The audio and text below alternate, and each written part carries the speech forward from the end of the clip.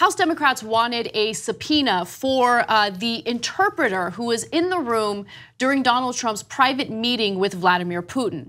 Now, it is unprecedented for a US president to call for a private meeting with an individual who is considered an adversary, but this is what Trump wanted and that is what Trump got. During that meeting, it appears that there were agreements made, verbal agreements made between Trump and Putin.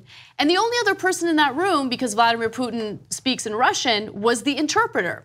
So Democrats in the House wanted to, have a subpoena for that interpreter so they can ask that individual questions about what was discussed, what kind of deals were made. And House Republicans have decided to block that. These are Republicans on the House Intelligence Committee, and they blocked it based on partisan lines, so I'll give you the details. The panel's top Democrat, Representative Adam Schiff, wanted the State Department interpreter to appear in a closed session, saying that Congress must find out what was said during this 2-hour meeting. But Chairman Devin Nunes, unsurprisingly, said that and led the Republicans in a party line vote to table the motion. So that vote was 11-6. Also, I guess this is something that we shouldn't be surprised about. But remember, they made some sort of agreement. There was some sort of deal made. And so I don't know how I feel about it, because on one hand, I think that it's important for the president to be able to meet with someone privately. And I don't like the idea of forcing an interpreter to testify. Yeah. So I don't know how I feel. No, I do. I'm against it.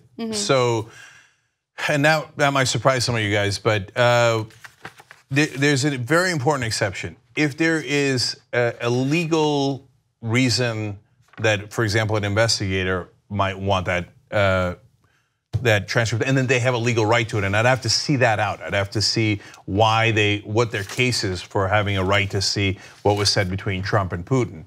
But should congressmen who are partisan get access to what the president said in diplomatic meetings with a foreign leader? No, I don't think so.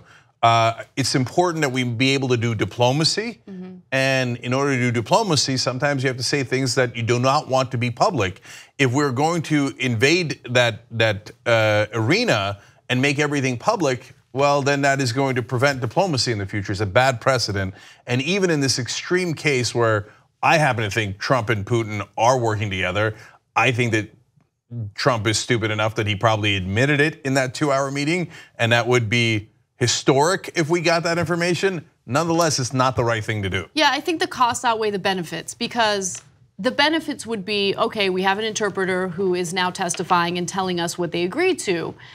But the cost would be opening the floodgates for abuse in the future by partisan abuse, I think. And so I think if Trump did something shady, Trump is known to share incriminating evidence about himself on a regular basis. He can't help it. So I think that we'll find out soon enough. If an investigator has a real legal reason to get that, that's different. But Adam Schiff wants it so that he can look at it, and he's a Democrat in that committee? No. Yeah, I agree. And look, I wish we had that evidence, but that's not how America is supposed to work, where we go, okay, I'd just like to take that, even though it's supposed to be private, and then make it public to the whole world. And you think partisan guys on both the Republican and Democratic side wouldn't leak that information? They would leak it immediately on second one. So no, I say no. 2 easy ways to follow the Young Turks.